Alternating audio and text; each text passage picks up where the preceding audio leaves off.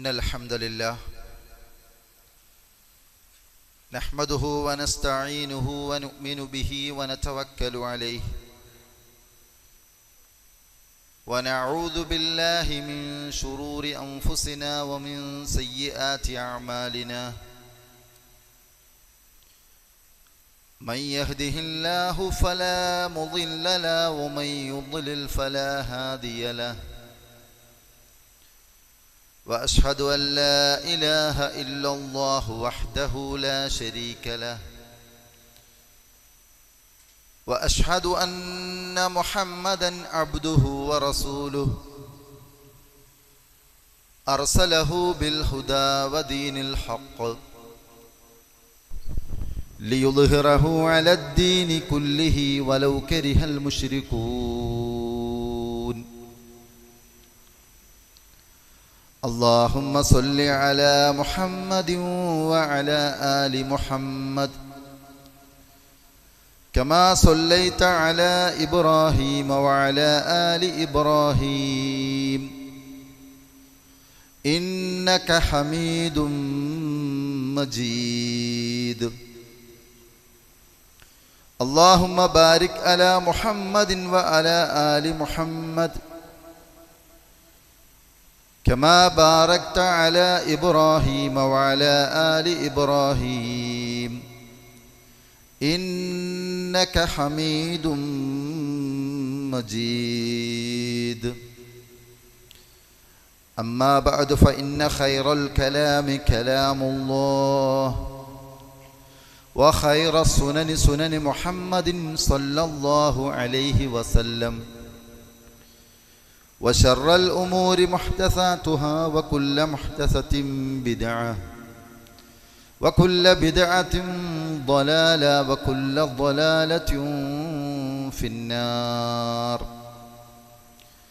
أعوذ بالله من الشيطان الرجيم يا أيها الذين آمنوا اتقوا الله حق تقاته ولا تموتن إلا وأنتم مسلمون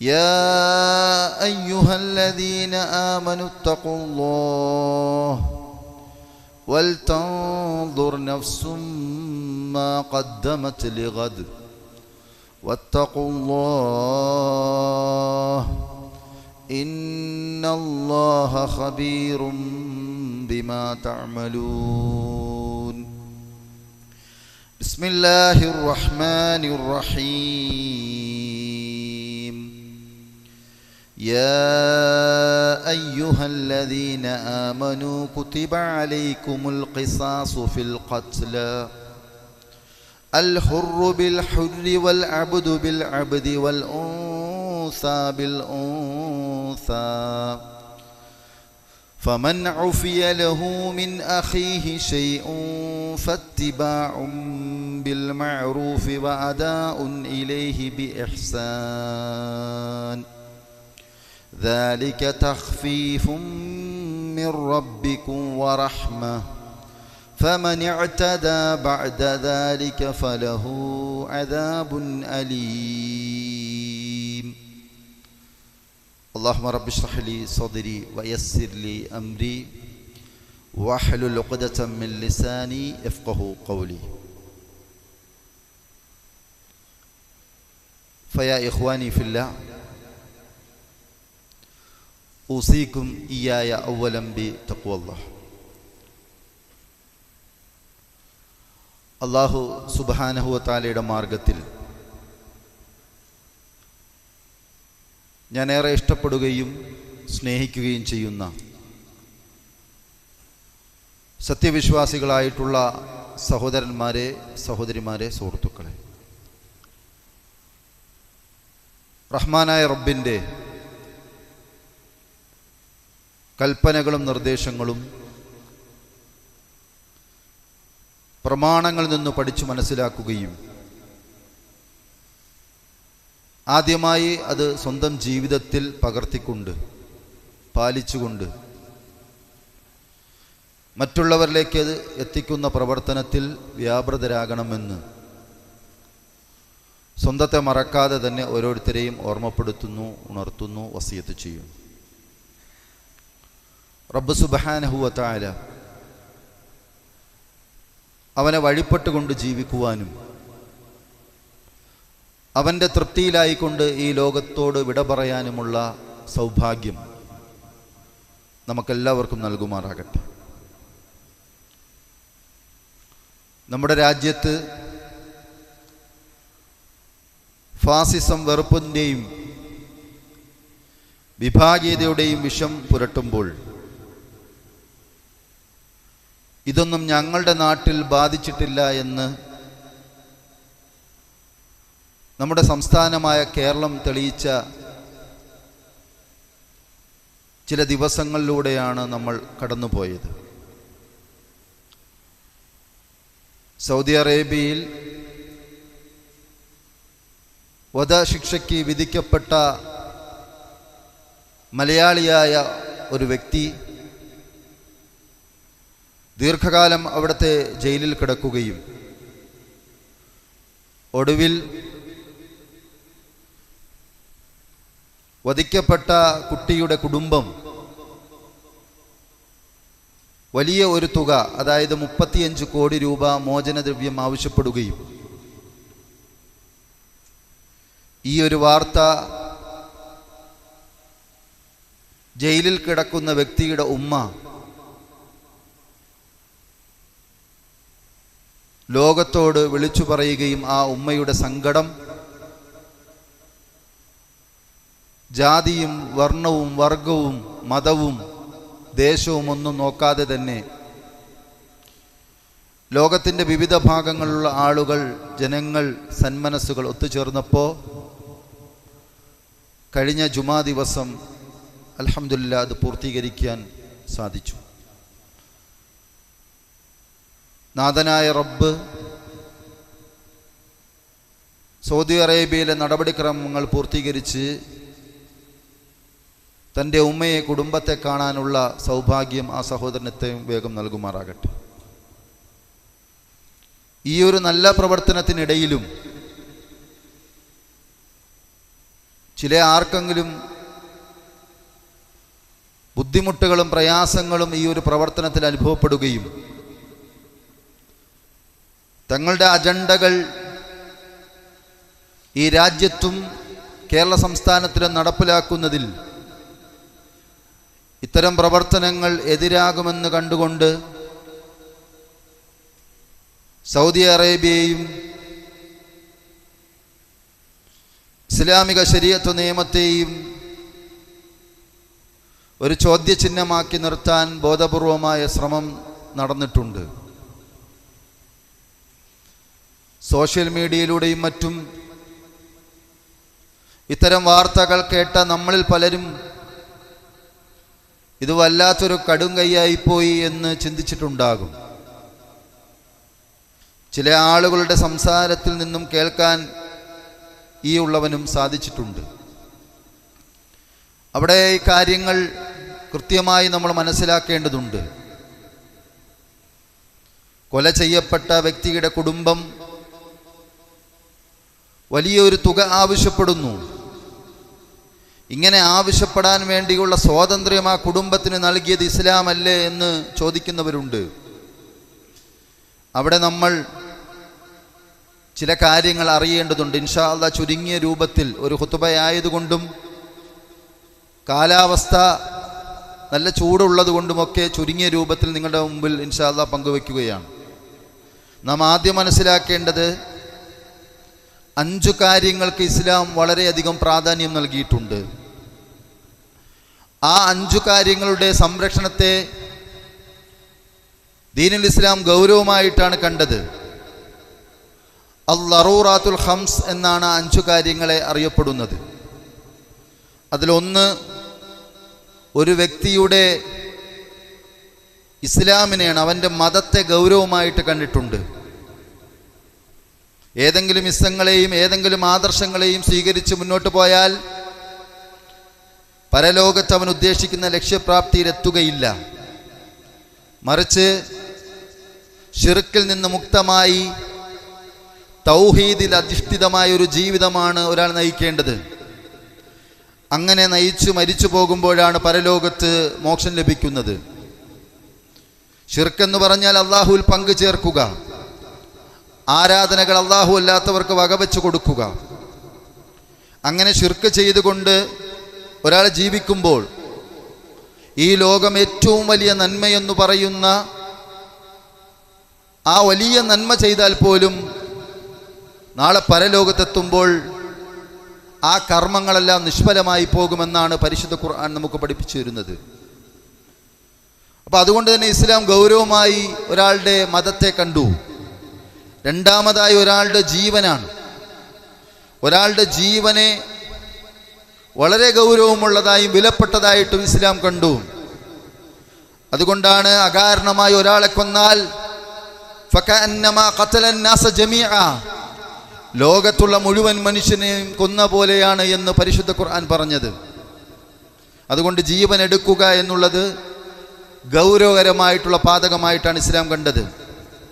3 ബുദ്ധിയാണ്. അല്ലാഹു സുബ്ഹാനഹു വ തആല കാര്യങ്ങൾ വേർതിരിച്ചു മനസ്സിലാക്കാനും ഉചിതമായ സമയത്ത് തീരുമാനങ്ങൾ എടുക്കാനുമുള്ള ബുദ്ധിശക്തിയും വിവേചന ശക്തിയും മനുഷ്യന് തന്നു. മറ്റ് ജീവജാലങ്ങളിൽ നിന്ന് മനുഷ്യനെ വേറിട്ടു നിർത്തുന്നതും ആ മനുഷ്യൻ്റെ ബുദ്ധിശക്തി തന്നെയാണ്. എന്നാൽ ആ ബുദ്ധിശക്തിയെ ക്ഷയിപ്പിച്ചു കളയുന്ന, അതിനെ ഇല്ലാതാക്കുന്ന, ആ ബുദ്ധിയെക്കുറിച്ച് സമൂഹം ചോദ്യം ചെയ്യുന്ന ലഹരി പദാർത്ഥങ്ങളെ ഇസ്ലാം വിലക്കി. മഹാനായ റസൂലുള്ളാഹി സ്വല്ലല്ലാഹു അലൈഹി വസല്ലം പറഞ്ഞു, ബുദ്ധിയെ ക്ഷയിപ്പിക്കുന്ന, നശിപ്പിക്കുന്ന എല്ലാം നിഷിദ്ധമാണ്. കുല്ലു മുസ്കിരിൻ ഹറാം, ലഹരി ഉണ്ടാക്കുന്നത് അത് ഏതോമന പേരിട്ട് വിളിച്ചാലും അതെല്ലാം ഹറാമാണെന്ന് പരിശുദ്ധ പ്രവാചകൻ സ്വല്ലല്ലാഹു അലൈഹി വസല്ലം പഠിപ്പിച്ചു. 4-മതായി കുടുംബ പരമ്പരയാണ്. കുടുംബ പരമ്പരയെ ഇസ്ലാം വളരെ ഗൗരവമായി കണ്ടു. ആ കുടുംബ പരമ്പര നശിച്ചു പോകുന്ന ഒരു പ്രവർത്തനം ഒരാളുടെ ഭാഗത്തു നിന്നുണ്ടാകാൻ പാടില്ല.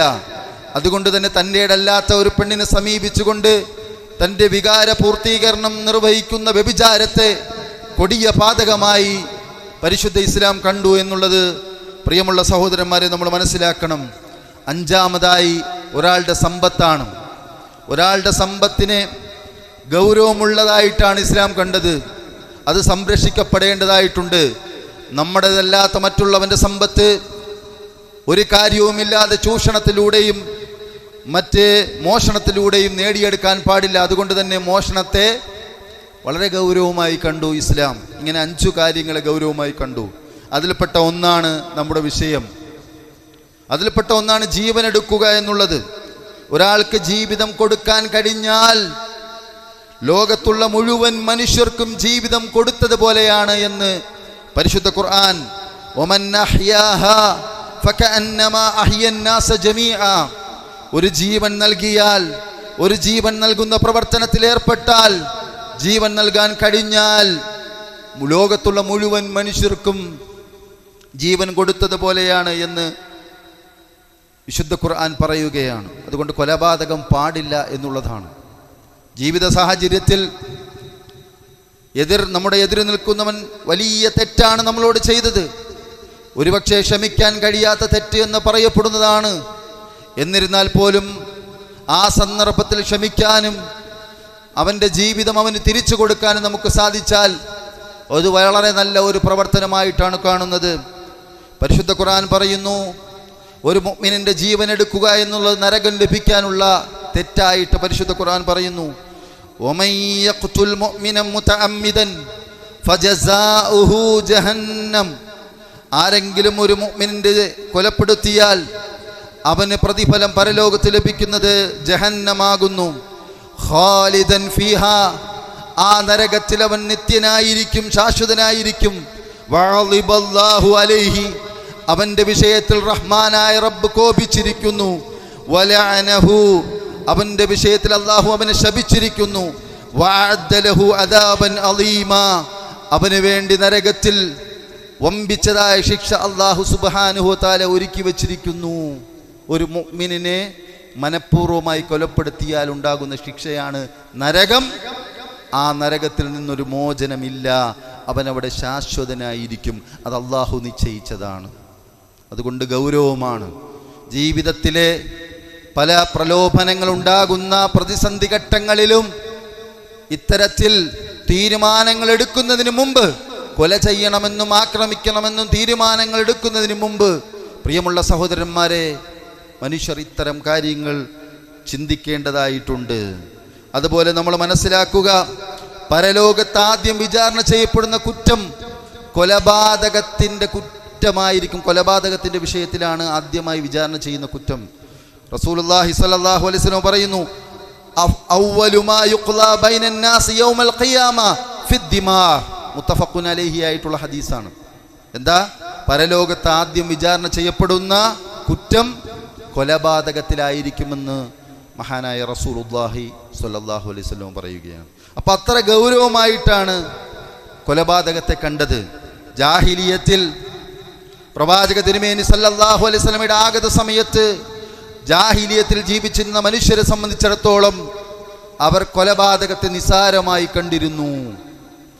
ഒരാളെ കൊല്ലുന്നതിന് പകരമായി ഒരു ഗോത്രത്തിലുള്ള മുഴുവൻ മനുഷ്യരെയും കൊല്ലുന്ന ഒരു രൂപം അവർക്കിടയിൽ ഉണ്ടായിരുന്നു. അവിടെയാണ് പ്രവാചക തിരുമേനി സല്ലല്ലാഹു അലൈഹി വസല്ലമ മനുഷ്യ ജീവന്റെ വിലയെക്കുറിച്ച് അവർക്ക് പഠിപ്പിച്ചു കൊടുത്തത്. ജാഹിലിയത്തിലെ അറബികൾ പറയുമായിരുന്നു, അദ്ദമു ലാ യുഗ്സലു ഇല്ലാ ബിദ്ദം. രക്തം കൊണ്ട് മാത്രമേ കഴുകിക്കളയാൻ സാധിക്കുകയുള്ളൂ എന്നവർ പറയുമായിരുന്നു. രക്തത്തിന് പകരം രക്തം എന്ന് കൊലവിളി കൂട്ടിക്കൊണ്ടിരുന്ന ഒരു സമൂഹത്തെയാണ് പ്രവാചകൻ സല്ലല്ലാഹു അലൈഹി വസല്ലമ വിശുദ്ധ ഖുർആനും പ്രവാചകൻ സല്ലല്ലാഹു അലൈഹി വസല്ലമയുടെ വചനങ്ങളും പഠിപ്പിച്ചു കൊടുത്തുകൊണ്ട് സ്നേഹിക്കുന്നവരാക്കി അവരെ മാറ്റിയത്. ആ രൂപത്തിൽ നിന്ന് ആളുകളെ മാറ്റിയാണ് വിശുദ്ധ ഇസ്ലാം കൊലയുമായി ബന്ധപ്പെട്ട നിയമങ്ങൾ കൊണ്ടുവന്നത്. വിശുദ്ധ ഖുർആനിലെ സൂറത്തുൽ ബഖറയുടെ 178 ആയത്താണ് ഞാൻ ആമുഖമായി ഓതി വെച്ചത്. നമ്മൾ ചർച്ച ചെയ്യുന്ന വിഷയവുമായി ബന്ധപ്പെട്ടാണ്. എന്താ ആയത്തിൽ അള്ളാഹു പറയുന്നത്? യാ അയ്യുഹല്ലദീന ആമനൂ, ഓ ഈമാനുള്ളവരെ, വിശ്വസിച്ചവരെ, കുതിബ അലൈക്കുമുൽ ഖിസാസ്, നിങ്ങൾക്കിതാ കൊലയുടെ വിഷയത്തിൽ പ്രതിക്രിയ ഞാൻ നിയമമാക്കിയിരിക്കുന്നു. നിങ്ങളുടെ മേൽ കൊലയുടെ വിഷയത്തിൽ പ്രതിക്രിയ നിയമമാക്കിയിരിക്കുന്നു. ഫിൽ ഖത്ല, കൊലയുടെ വിഷയത്തിൽ. എന്താ എന്നിട്ട് പറയുന്നത്? എന്താ?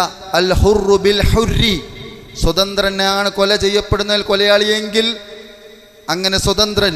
വൽ അബ്ദു ബിൽ അബ്ദി, അടിമയ്ക്ക് അടിമ. വൽ ഉൻസാ ബിൽ ഉൻസാ, സ്ത്രീക്ക് സ്ത്രീ. ആ രൂപത്തിലേക്ക് മാറ്റിയിരിക്കുന്നു. കാരണം എന്താ? ജാഹിലിയത്തിൽ എങ്ങനെയായിരുന്നു? ജാഹിലിയത്തിൽ ഇതുപോലെ അല്ലായിരുന്നു. ഒരാൾക്ക് പകരമായി ഒരുപാട് പേരെ കൊന്നിരുന്നു. അതേപോലെ തന്നെ അടിമയാണ് കൊലക്കുറ്റം ചെയ്യുന്നതെങ്കിൽ അവൻ്റെ യജമാനനെ കൊല ചെയ്യുമായിരുന്നു.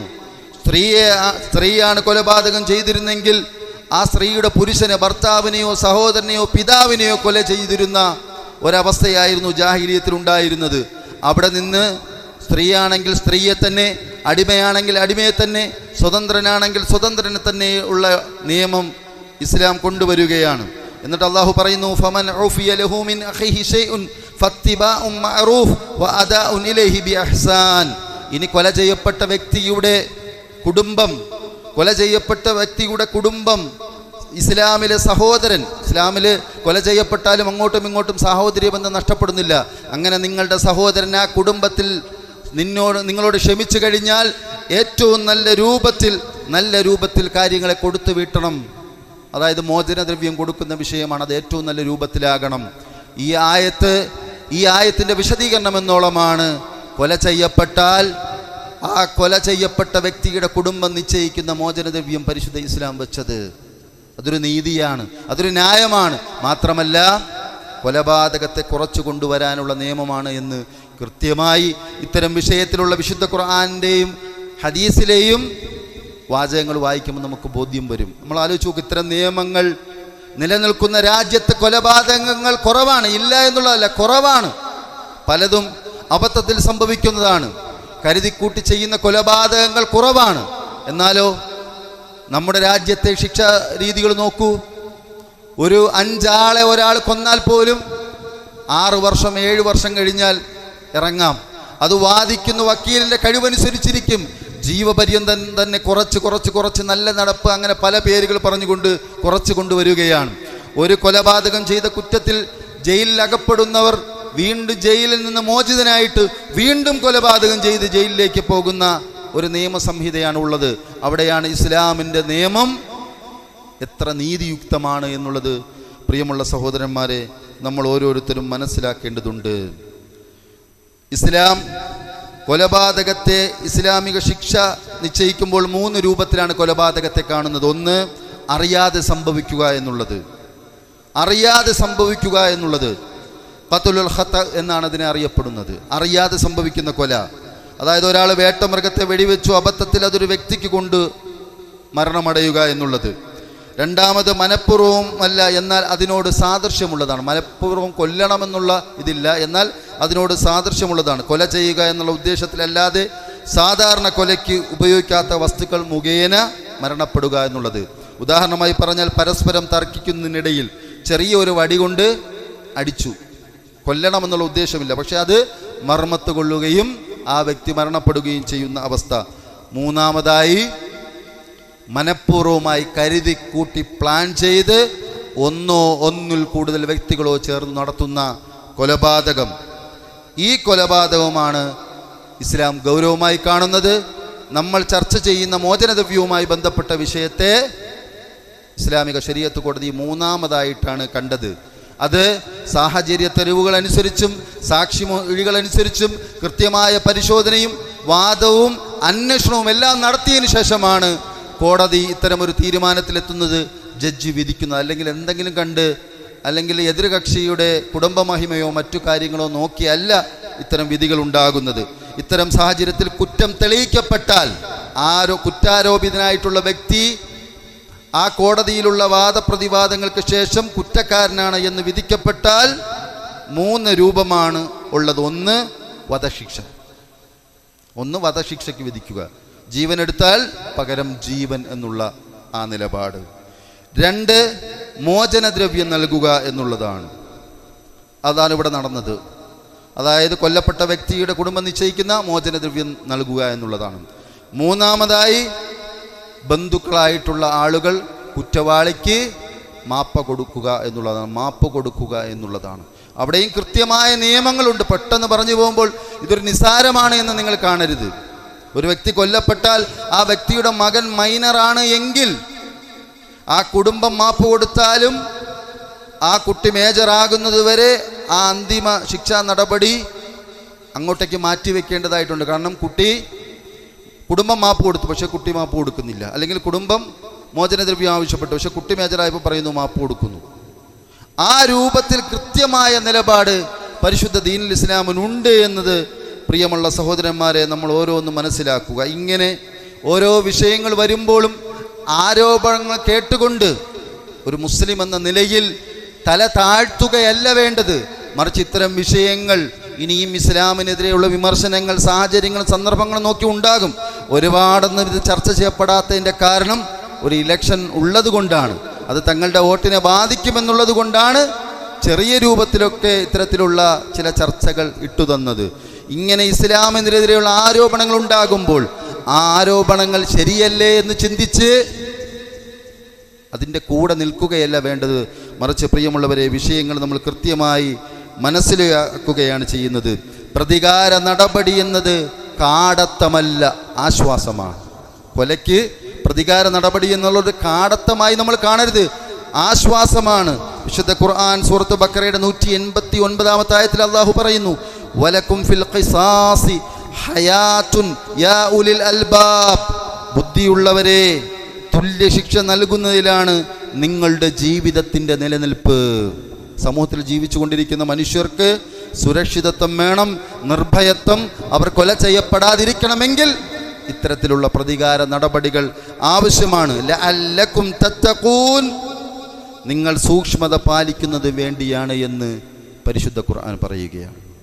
ഈ ആയത്ത് വിശദീകരിക്കുന്ന വേളയിൽ അബുൽ അലിയ റഹ്മഹുല്ലാഹ് പറയുകയാണ്, ജഅലല്ലാഹുൽ ഖിസാസ ഹയാതൻ ഫകം മിൻ റജുലിൻ യുരീദു അൻ യുഖ്തല ഫതംനഉഹു മഖാഫത അൻ യുഖ്തൽ.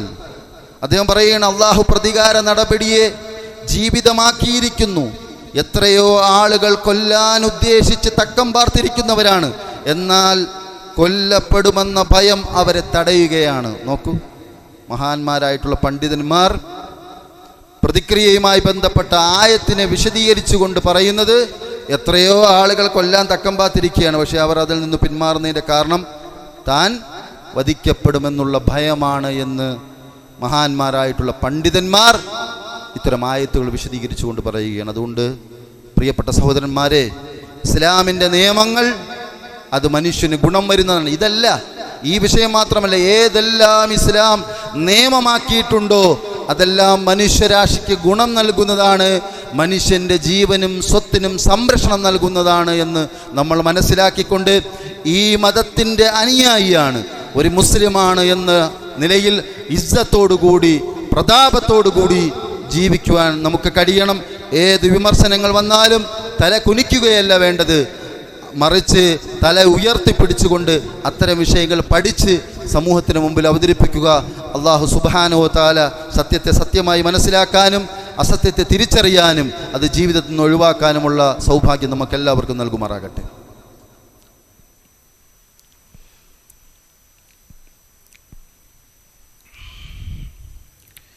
അൽഹംദുലില്ലാഹ് അൽഹംദുലില്ലാഹിൽ വാഹിദിൽ അഹദ് الفرد الصمد الذي لم يلد ولم يولد ولم يكن له كفوا أحد أصلي ونسلم على أشرف الأنبياء والمرسلين نبينا محمد بن عبد الله وعلى آله وصحابته أجمعين أما بعد اتقوا الله يا عباد الله. അള്ളാഹുവിനെ സൂക്ഷിച്ച് ജീവിക്കണമെന്ന് ഒരിക്കൽ കൂടി എല്ലാ സഹോദരങ്ങളെയും ഉണർത്തുകയാണ്, ഉപദേശിക്കുകയാണ്. അള്ളാഹു നമ്മളെല്ലാവരെയും അനുഗ്രഹിക്കുമാറാകട്ടെ. സഹോദരങ്ങളെ, അടുത്ത ജുമാ ദിവസം നമ്മുടെ സംസ്ഥാനം ഒരു പൊതു തെരഞ്ഞെടുപ്പിലേക്ക് പോവുകയാണ്. ആ തെരഞ്ഞെടുപ്പിനെ വളരെ ഗൗരവത്തോടു കൂടി നമ്മൾ കാണേണ്ടതുണ്ട്. നാം ജീവിച്ചു കൊണ്ടിരിക്കുന്ന രാജ്യം ഇന്ത്യ മതനിരപേക്ഷ നിലപാടുമായി നിലനിൽക്കുക എന്നുള്ളത് വളരെ അത്യാവശ്യമാണ്. വ്യക്തി, കുടുംബം, സാമൂഹിക ജീവിതത്തിൻ്റെ സമാധാനമുള്ള അന്തരീക്ഷം നിലനിൽക്കാനും മതമനുസരിച്ച് മതനിയമങ്ങളനുസരിച്ച് ജീവിക്കുവാനും നമുക്ക് സാധിക്കേണ്ടതായിട്ടുണ്ട്. എന്നാൽ ഇതിന് വിരുദ്ധമായ ചില പ്രവർത്തനങ്ങളാണ് കഴിഞ്ഞ 10 വർഷക്കാലം ഉണ്ടായിക്കൊണ്ടിരിക്കുന്നത്. ഫാസിസ്റ്റ് ഭരണകൂടം നമ്മുടെ മതചിഹ്നങ്ങളെ ചോദ്യം ചെയ്യുകയും മതമനുസരിച്ച് ജീവിക്കാൻ കഴിയാത്ത ഒരവസ്ഥയിലൂടെ കടന്നു പോവുകയാണ്. ഇനിയൊരു പാർലമെൻറ്റ് തെരഞ്ഞെടുപ്പ് ഈ രാജ്യത്ത് വേണമോ വേണ്ടയോ എന്ന് തീരുമാനിക്കുന്ന ഒരു തെരഞ്ഞെടുപ്പ് കൂടിയായിട്ടാണ് ഈ രംഗത്ത് കാര്യങ്ങൾ ശ്രദ്ധിക്കുന്ന വ്യക്തിത്വങ്ങൾ പറഞ്ഞുകൊണ്ടിരിക്കുന്നത്. അതുകൊണ്ട് നമ്മൾ ഗൗരവത്തോടുകൂടി കാണണം. പലപ്പോഴും മുൻകഴിഞ്ഞു പോയ തെരഞ്ഞെടുപ്പുകളെയൊക്കെ നമ്മൾ നിസ്സാരമായിട്ടാണ് കാണുന്നത്.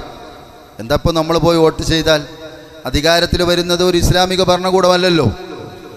അപ്പോൾ ഇസ്ലാമിക വിരുദ്ധമായ ഒരുപാട് തീരുമാനങ്ങൾ എടുക്കുന്ന ഭരണകൂടങ്ങൾ മാറി മാറി വരുന്നു എന്നൊക്കെ നമ്മൾ ചിന്തിക്കാറുണ്ട്. പക്ഷേ അവിടെയാണ് ഫാസിസ്റ്റ് ശക്തികൾ അധികാരത്തിൽ വരാൻ വേണ്ടിയുള്ളൊരു വളം നമ്മൾ ഇട്ടുകൊടുക്കുകയാണ് ചെയ്യുന്നത്.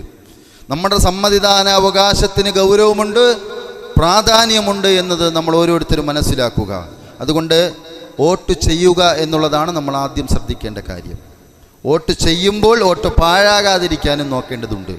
വോട്ട് ചെയ്യുമ്പോൾ നമുക്ക് ഇന്നലെ വരെ ചില നിലപാടുകളുണ്ടാകും, ചില രാഷ്ട്രീയ പാർട്ടികളോട് നമുക്ക് ആഭിമുഖ്യമുണ്ടാകും, ജനിച്ച അന്ന് മുതലേ കണ്ടുവരുന്നതും അല്ലെങ്കിൽ കുടുംബ പാരമ്പര്യമുള്ളതും അങ്ങനെയൊക്കെ പല ഇതുണ്ടാകും. പിന്നീട് നമ്മളിപ്പോൾ പ്രവർത്തിച്ചു കൊണ്ടിരിക്കുന്ന പ്രസ്ഥാനവുമായി ബന്ധപ്പെട്ട് രാഷ്ട്രീയ പാർട്ടികൾ ഉണ്ടാകും. ഇങ്ങനെ ഒരുപാടുണ്ടാവും. അവിടെയെല്ലാം ഇന്ന വ്യക്തിക്ക് വോട്ട് ചെയ്യണമെന്നുള്ളതല്ല ഞാൻ പറയുന്നത്. മതേതര വോട്ടുകൾ ഭിന്നിച്ച് പോകാതിരിക്കാൻ നമ്മൾ ശ്രദ്ധിക്കണം. വോട്ട് ചെയ്യാതിരിക്കുമ്പോഴും ഫാസിസത്തിന് അനുകൂലമായ ഒരു നിലപാടാണ് നമ്മൾ എടുക്കുന്നത്. കാരണം മതേതര നിലപാടിലുള്ള വോട്ട് നടക്കാതെ വരികയും അവരുടെ വോട്ടുകൾ അവർ കൃത്യമായി ഉറപ്പിക്കുകയും ചെയ്യും.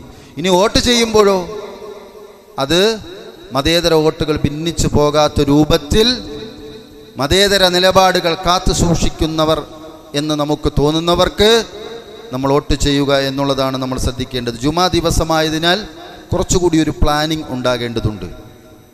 ആശങ്ക വേണ്ട, എന്താകുമെന്നൊന്നും വിചാരിക്കേണ്ട കാര്യമില്ല. എല്ലാ സാഹചര്യങ്ങളെയും നമ്മൾ അനുകൂലമാക്കുക എന്നുള്ളതാണ്. അവിടെ നമ്മൾ ശ്രദ്ധിക്കേണ്ട ചില കാര്യങ്ങൾ സൂചിപ്പിക്കാൻ. ഒന്ന്, നമ്മുടെ പൊതുജനങ്ങൾ പല രൂപത്തിലുണ്ട്. നമ്മളതിൽ ആദ്യം ചെയ്യേണ്ടത് ഉദ്യോഗസ്ഥരായിട്ടില്ലാത്ത, സർക്കാർ ഉദ്യോഗസ്ഥരല്ലാത്ത ആളുകൾ അതിൻ്റെ തുടക്ക സമയത്ത് തന്നെ വോട്ട് ചെയ്യുവാൻ വേണ്ടി പ്രത്യേകമായി ശ്രദ്ധിക്കണം. പ്രത്യേകമായി അതിൻ്റെ തുടക്ക സമയത്ത് തന്നെ ശ്രദ്ധിക്കണം. കാരണം ജോലിയൊക്കെ ഉള്ളവർ ചിലപ്പോൾ ഉച്ചവരെ ഒന്ന് ഓഫീസിൽ പോയി ഒപ്പിട്ടതിന് ശേഷം വൈകുന്നേരം വന്ന് വോട്ട് ചെയ്യാമെന്ന് നോക്കുമ്പോൾ ഭയങ്കരമായ ഒരു ക്യൂ ആയിരിക്കും എല്ലാവരും ആ സമയത്ത് വരുമ്പോൾ. അപ്പം നമ്മൾ പക്ഷേ ക്യൂവിൽ നിന്ന് പ്രയാസപ്പെട്ടുകൊണ്ട് ഇതിൻ്റെ ഗൗരവം അറിയാവുന്നതുകൊണ്ട് വോട്ടിടും. പക്ഷേ ഇതിത്ര ഗൗരവത്തിൽ കാണാത്ത ചിലർ വാഹനങ്ങളിൽ വന്ന് നോക്കുമ്പോൾ നീണ്ട ക്യൂ ആണ്, അവർ തിരിച്ചു പോവും. അങ്ങനെ വോട്ട് ചെയ്യാത്ത അവസ്ഥ ഉണ്ടാകും. അതേപോലെ തന്നെ ശക്തമായ ചൂടുള്ളതിനാൽ ചിലപ്പോൾ ചൂടിൻ്റെ സമയങ്ങളിൽ വോട്ട് നടക്കണമെന്നില്ല.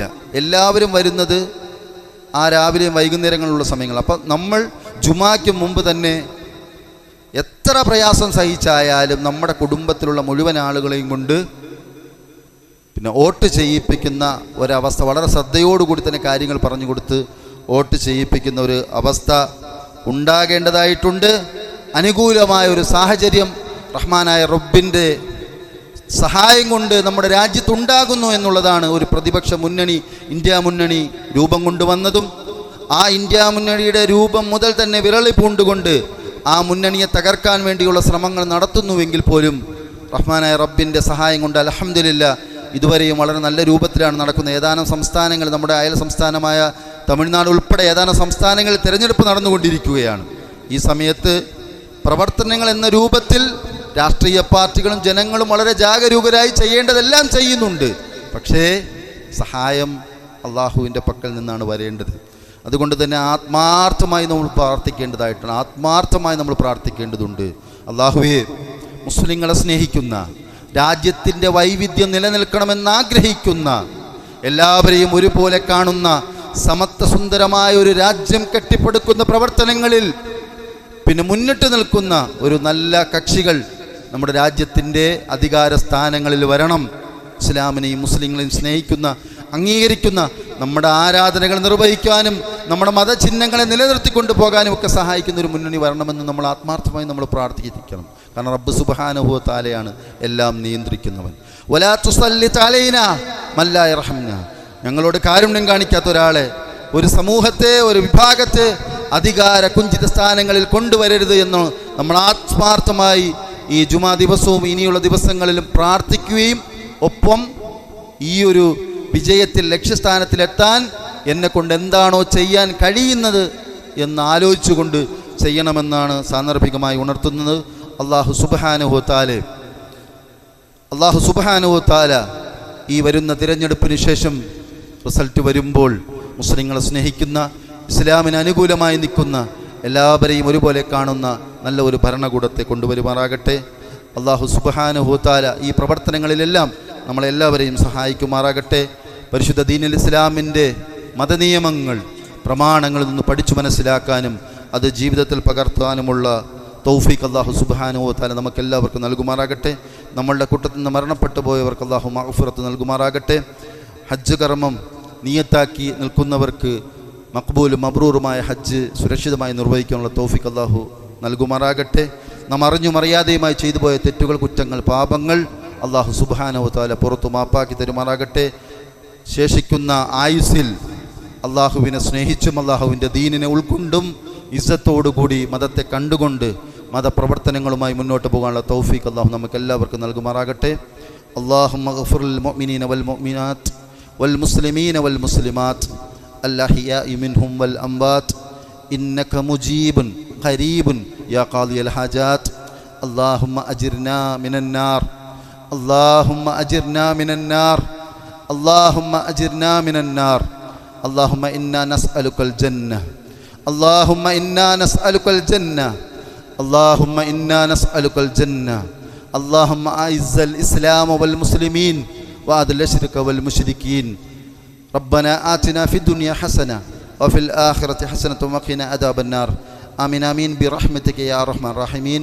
والحمد لله رب العالمين وصلى الله على محمد.